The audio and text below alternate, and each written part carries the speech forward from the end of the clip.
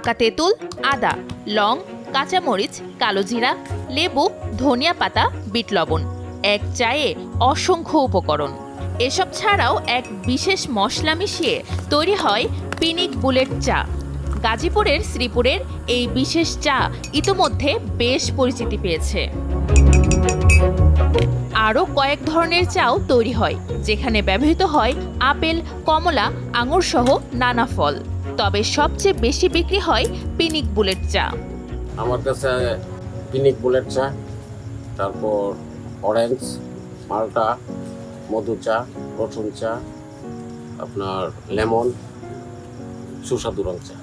কিন্তু হাবিব এত ধরনের চা কিভাবে বানানো শিখলেন? এটা বিভিন্ন জায়গায় ঘুরছি, তো দেশে বিদেশেও ঘুরছি, দেখছি, মাথায় রাখছি।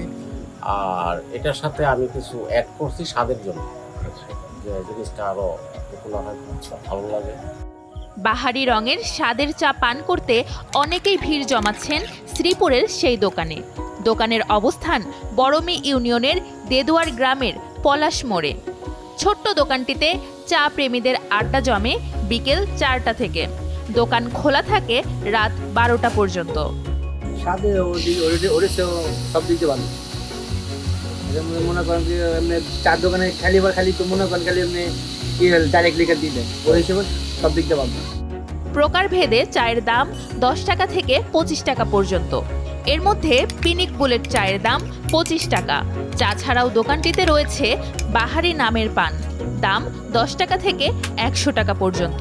এগুলোর মধ্যে আগুন পানের চাহিদা বেশি, দাম 80 টাকা করে, আর বাদশাহী পানের দাম 100 টাকা করে।